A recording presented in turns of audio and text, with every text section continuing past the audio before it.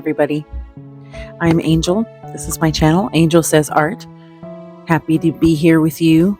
Today's video is going to be something that's really deep and kind of in depth, and it's difficult. It's a difficult subject. It's about death and loss, and being an artist myself, how I recently lost my grandmother, mi abuela, and I worked through my grief through art.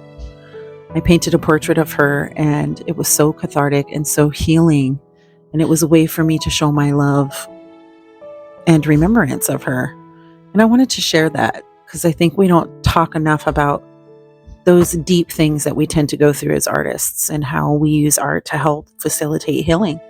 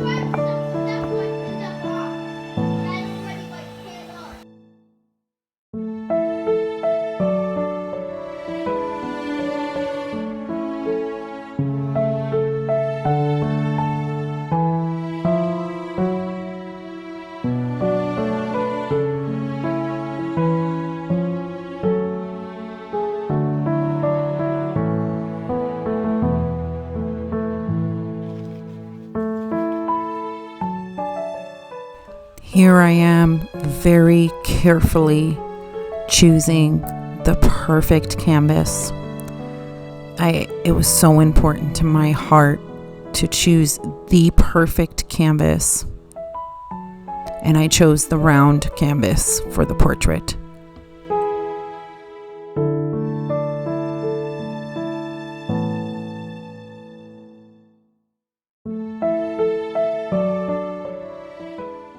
What the hell is grief anyway? Do any of us really know? I've experienced some serious loss in my life, and I must say that it's never the same. Even with an individual, each loss can be different and it can feel different, and I definitely experienced that with the loss of my grandmother.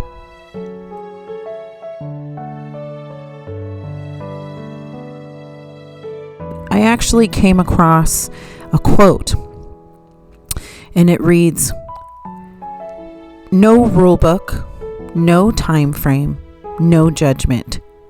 Grief is as individual as a fingerprint.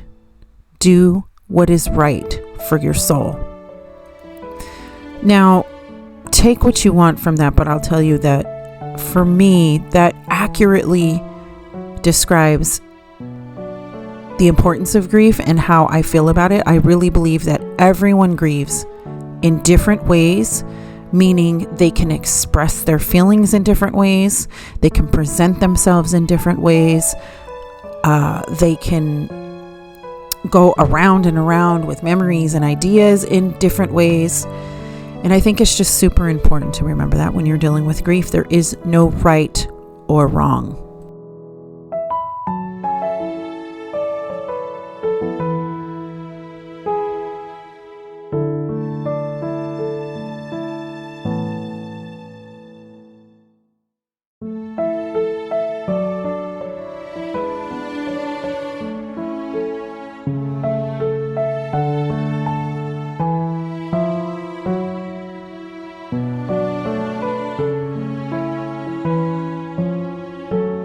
I needed to make sure my head was in it and my heart was in it, but that the space also felt good. I imagine this must be what it is like for writers or someone who's going to sit down and put their thoughts down in a very thoughtful story. I had to create and sort of meditate on a space that I was going to sit in and bring my grandmother to life through a portrait painting. And I think I was also getting my heart ready.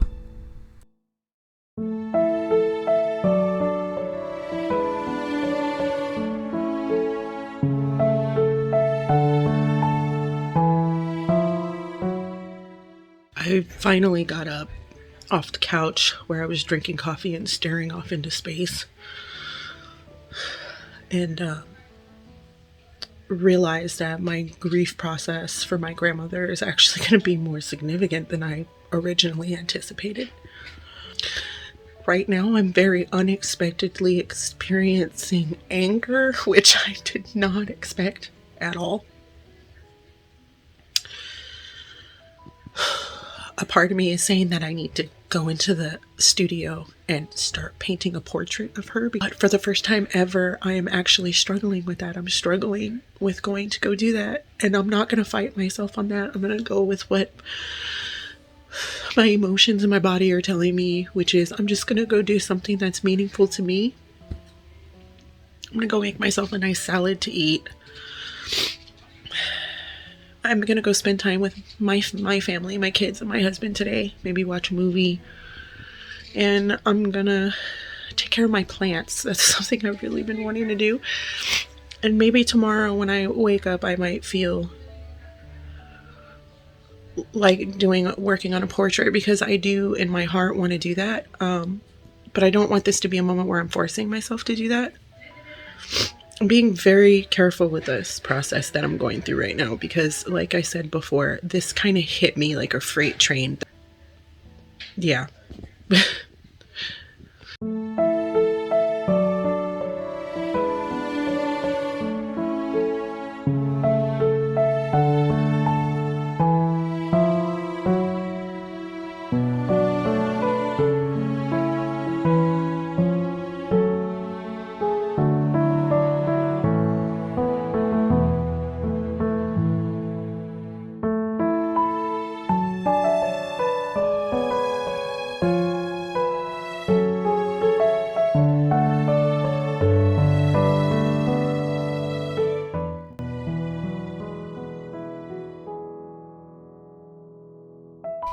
My gram was dealing with a number of health issues towards the end of her life. She was in her 80s when she passed, so we felt very blessed that she had a long and full life. However, because of some of the health things that she was dealing with, my grandmother became quite frail towards the end, and she had lost a lot of weight, and she was still vibrant and beautiful.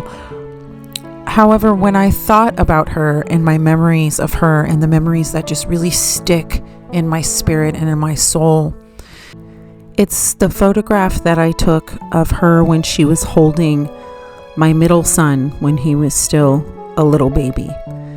The smile on her face, the look of love and admiration in her eyes. And this was sort of prime time. And I wanted to capture that in a portrait of her.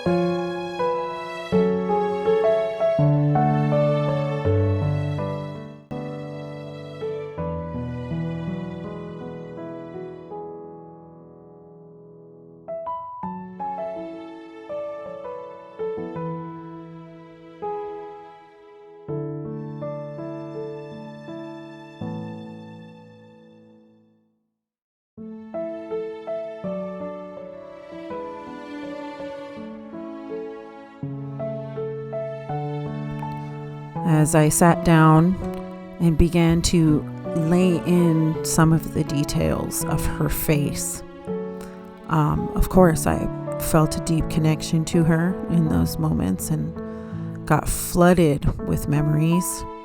And it was really hard. It was really hard, and I had to let myself feel. Through this entire process, I never hid my grief. My kids and my husband and everybody knew where I was at all moments in my grief and in my sadness. And, I told my children, if I cry, I'm crying because I am sad, but I'm happy, but I'm sad. And that's okay. And it's okay to cry when you feel sad. And, we just normalized it in the house because I was doing a lot of crying. It's like I would just start crying in the middle of everything, making dinner, having dinner, just chilling at home. And I needed to feel those feelings, and we needed to normalize it, and we did, and we made it okay. However, again, that's my way of grieving, and I know that not everybody is ready to do that. And if you are in the position where you are not ready to grieve in that way or so openly, it's okay.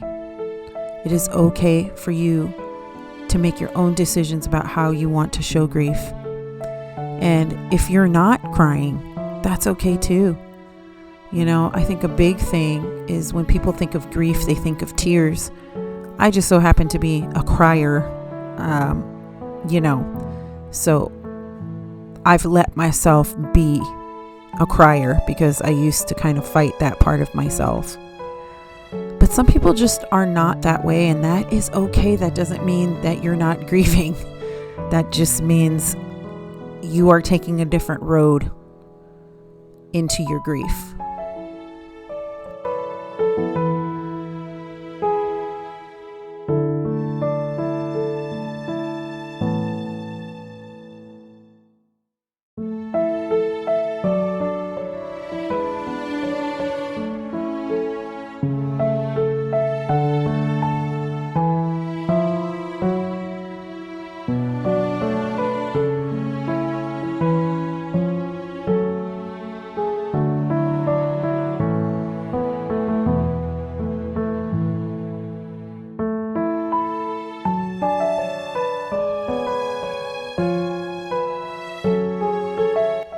Because I was having such a hard go of it at first, and I'm not the type of person that likes to just endure in a way where I feel like life is having its way with me.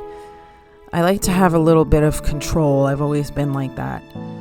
So I just started doing research on grief because it makes me feel better to try to find an answer or try to read studies about different types of grief. And I discovered something called cumulative grief. And I encourage you to read up on it, but I'll give you a short definition. Cumulative grief is what happens when you do not have time to process one loss before incurring another. And I wanted to mention that because although cumulative grief does not apply to me, it does apply actually to a number of people in my immediate family. I was actually able to share my newfound knowledge about cumulative grief to some members of the family who had their own personal losses of spouses and others. They were experiencing cumulative grief in a very real way, and so much so that some of them felt like they just couldn't even be available emotionally, or they didn't want to be there. They didn't want to be at the funeral. They didn't want to experience some of the, performative things that we do when someone dies.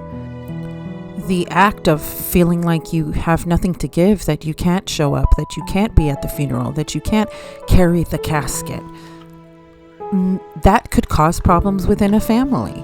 And not everybody experiences that, but a lot of families do. And so I was touched by that, and I wanted to share that with all of you out there in YouTube land, because if you are experiencing anything like that, I hope that this can bring you, I don't know, I hope it can just make you feel a little better knowing that you're not wrong.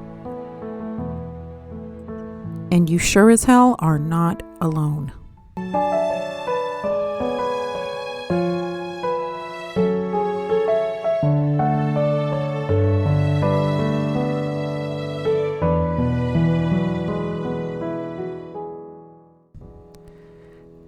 This portrait took me days.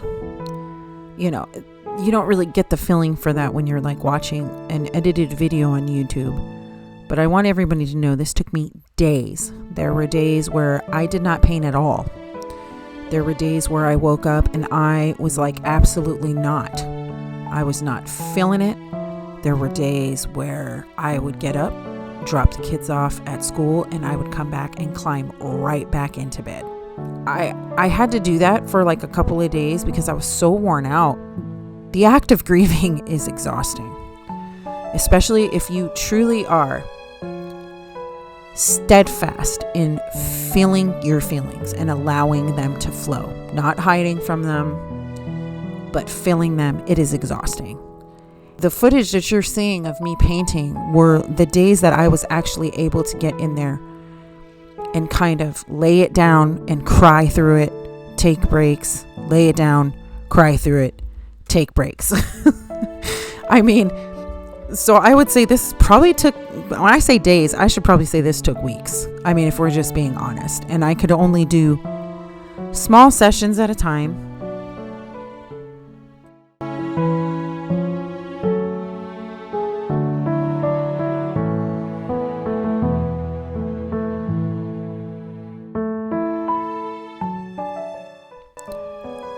Painting this portrait was an intimate experience for me. Well, first of all, just let me say this. If you're a painter and you do portraits, then you know what I'm saying. Staring at someone's facial features for hours on end, you really begin to feel like you're getting to know that person. When I look at people I don't know, I begin to feel a sense of connection with the person because I am examining every inch of their face.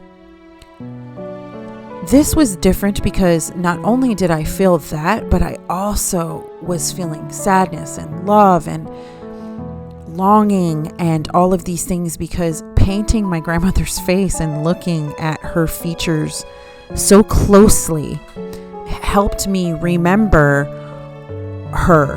And with those facial features and things that I was focusing on, what I was also envisioning in my head and seeing like a movie playing out before me was the memories that went along with her facial features, like the things I saw in her eyes as I painted her and the smile on her face.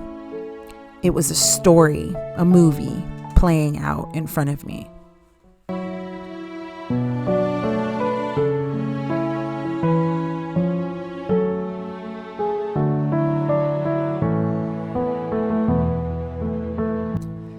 Right about here is where I began having trouble rendering my grandmother's face.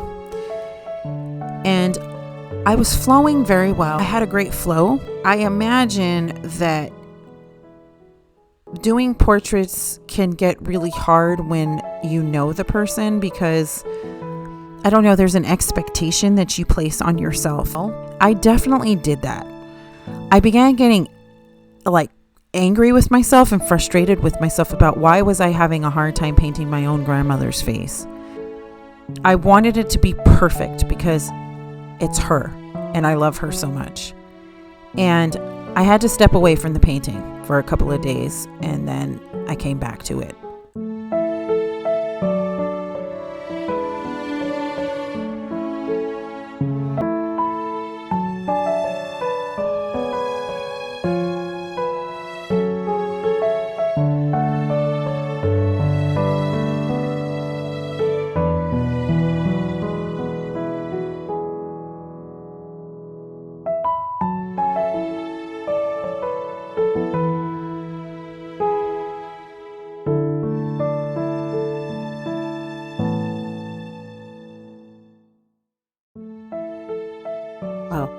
if you're still here, that was a journey. I hope you found healing in it. I hope you found understanding. I hope you found a space where you can grieve on your own terms, and where maybe you could look at art as grieving and art as healing. I really hope that. I send lots of love. If you're experiencing loss or have recently experienced loss, I send my love out to you. If you're here, then you are a real one. You're also artsy fartsy, and I love that. All right, take care. See ya next time. Peace.